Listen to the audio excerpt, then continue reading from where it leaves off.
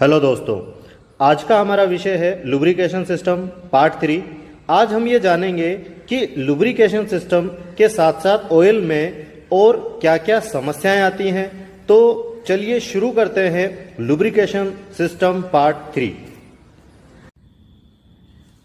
इसके बाद हम बात करते हैं लुब्रिकेशन सिस्टम में होने वाली समस्याओं की और उसके समाधान की। तो सबसे पहले हम बात करते हैं कि देखिए, आपका जो ऑयल होता है इसमें साधारणतः दो तरीके की समस्याएं आती है। पहली समस्या होती है ऑयल का गाढ़ा हो जाना, जिसे हम कहते हैं स्लज फॉर्मेशन। स्लज फॉर्मेशन का मतलब ये होता है कि देखिए क्या होता है, हमारे जो लाइनर और पिस्टन जो रिंग होती है इनके बीच में जो घर्षण होता है, इस घर्षण के कारण प्लस हमारे जो इंजन में काम में लिए जाने वाले जो गियर होते हैं इनका जो घर्षण होता है वह है, तो ऑयल जो होता है, क्योंकि यहां पर हमने जब बात की थी ऑयल के कार्य में, तो वहां पर ये क्लीनिंग का भी काम करता है। जो यहाँ पर दांतों के बीच में क्या हो जाते हैं, जो छोटे छोटे पार्ट्स अगर ये घिस जाते हैं तो क्या हो जाता है, इनकी जो एमरिया होती है अगर ये यहाँ पर काफी समय तक रुकेंगी तो यहाँ पर घर्षण बढ़ जाएगा और हमारे जो पुर्जे हैं वो जल्दी से क्या होंगे, क्षतिग्रस्त हो जाएंगे, जल्दी जल्दी घिसना शुरू हो जाएंगे। तो इस समस्या से बचने के लिए हमारा जो ऑयल होता है वो क्या करता है, इसकी क्लीनिंग का काम भी करता है। तो इसमें से उसे बहा करके कहां ले आता है, नीचे संप में ले आता है, जिसकी वजह से ऑयल धीरे धीरे क्या हो जाता है, वहां पर यह गाढ़ा होता चला जाता है, जिसे हम कह देते हैं ऑयल का स्लज फॉर्मेशन या ऑयल की स्लज फॉर्मेशन के नाम से इसे जाना जाता है। और यदि यह गाढ़ा होता चला जाएगा तो वहां एक सबसे बड़ी समस्या आएगी कि फिर उसके बाद यह लुब्रिकेशन नहीं कर पाएगा, या हम ये कहें कि हमारा लुब्रिकेशन सिस्टम क्या हो जाएगा, फेल हो जाएगा। इसके जस्ट बाद हम बात करें तो दूसरी जो समस्या आती है वो आती है ऑयल का पतला हो जाना, जिसे हम कहते हैं ऑयल डेल्यूशन। ऑयल डेल्यूशन का मतलब अब ये कैसे काम करता है या किस तरीके से होता है, तो उसके बारे में हम बात करें तो देखिए, कंबशन चैम्बर ये ज्यादातर आपके डीजल इंजन में होता है। डीजल इंजन में जब फ्यूल का छिड़काव किया जाता है पिस्टन के ऊपर, और यहां पर यदि यह पिस्टन रिंग क्या हो चुकी है, यहां से लीक हो चुके हैं, ये कहें कि पिस्टन रिंग के बीच से कंप्रेशन डाउन हो गया है, रिंगे घिस गई है, जिसकी वजह से यह इंजेक्टर के द्वारा जो फ्यूल का छिड़काव किया जाता है यह हमारे कंप्रेशन के दौरान, या फिर हम ये कहें कि यह लाइनर की तरफ से होता हुआ कहां चला जाता है, नीचे जाकर के हमारे ऑयल संप में ऑयल के साथ मिक्स हो जाता है, जिसकी वजह से यह ऑयल पतला हो जाता है। यहां पर भी हमारा जो इंजन है इसमें भी क्या हो जाएगा कि जो विस्कोसिटी है वो कम हो जाएगी और ऑयल काफी पतला हो जाएगा, जिसकी वजह से ये पानी की धार के समान क्या होने लगेगा, बहने लगेगा, और हमारा जो ऑयल है वो सही तरीके से कार्य नहीं कर पाएगा। तो इसलिए ऑयल में साधारणतः दो तरीके की सबसे ज्यादा समस्या आती है, जैसे कि हमने बात की, पहला होता है ऑयल डेल्यूशन, दूसरा होता है स्लज फॉर्मेशन। ऑयल डेल्यूशन मतलब मैंने यहां पर बताया कि ऑयल का पतला हो जाना, ऑयल डेल्यूशन का मतलब होता है ऑयल का पतला हो जाना, स्लज फॉर्मेशन का मतलब होता है ऑयल का कीचड़ की तरह जम जाना, या हम ये कहें कि ऑयल का गाढ़ा हो जाना। हमारे इंजनों में साधारणतः जो है 20W40, 15W40 या 5W30 इस तरीके के ऑयल जो है, इस तरीके की ग्रेड के जो ऑयल है ज्यादातर प्रयोग में लिए जाते हैं। तो अगर हम बात करें कि यहाँ W से क्या मतलब होता है, तो देखिए यहाँ W से मतलब होता है विंटर। विंटर का मतलब हम ये कहें कि ठंड से होता है कि हमारे यहाँ जो इंजन होता है यदि यह कैसा है, अगर ठंडी स्थिति में है तो वहां पर भी जो ऑयल होता है यह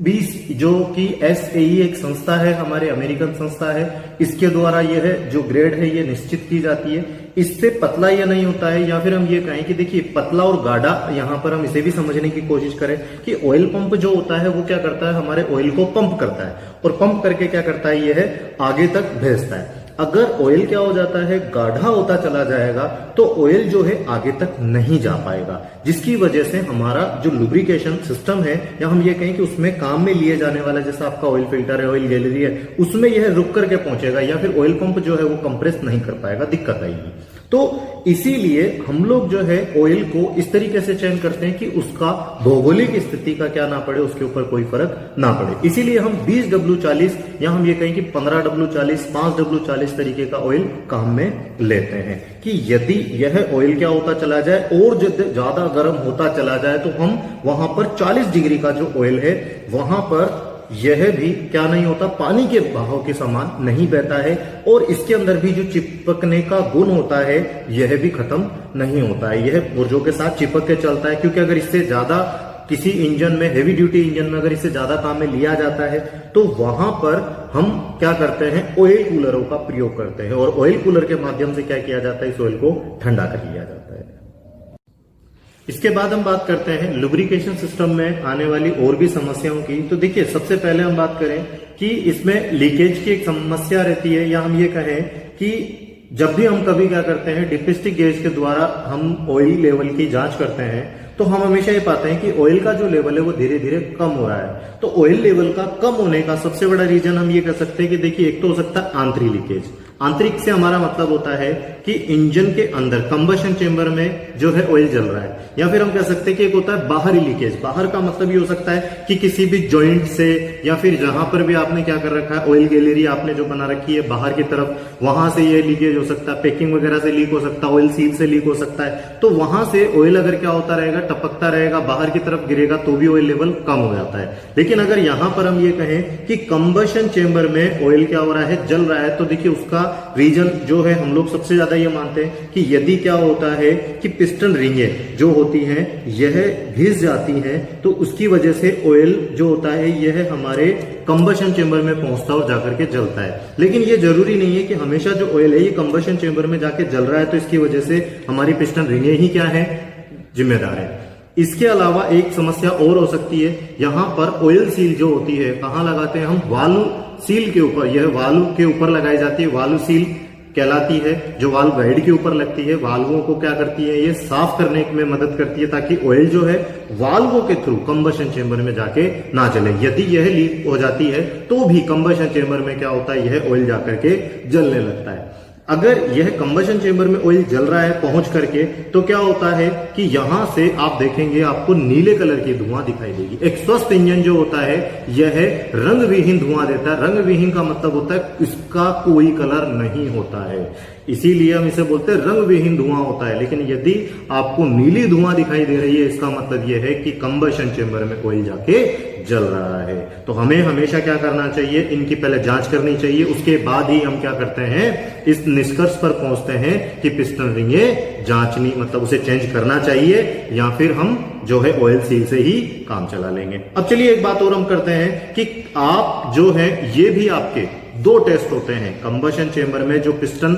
रिंगें होती हैं यह आपकी लीक है या नहीं, तो उसके दो टेस्ट होते हैं जिसे हम कहते हैं, एक होता है ड्राई टेस्ट और एक होता है वेट टेस्ट। ड्राई टेस्ट में यह किया जाता है कि जहां पर भी आप क्या करते हैं, इंजेक्टर लगाते हैं या स्पार्क प्लग लगाते हैं, तो यहां से आप क्या करते हैं, कंबशन चेंबर में ऑयल डालेंगे। ऑयल डालने के बाद आप क्या करेंगे, इसका कंप्रेशन प्रेशर गेज के माध्यम से जांचेंगे। लेकिन ऑयल से पहले आप क्या कीजिए कि पहले इसे सूखा ही रखिए और उसके बाद इसमें ऑयल मत डालिए। आप पहले ही क्या कीजिए, कंप्रेशन गेज लगाइए और जांचिए। यदि उसका प्रेशर पहले वाले प्रेशर के अकॉर्डिंग क्या रहता है, समान रहता है, और उसके बाद जब ऑयल डालने के बाद भी आप चेक करते हैं, जिसे हम वेट टेस्ट बोलते हैं, तो हमें यह पता चल जाता है कि दोनों स्थितियों में कंप्रेशन प्रेशर किसका अधिक आ रहा है। कंप्रेशन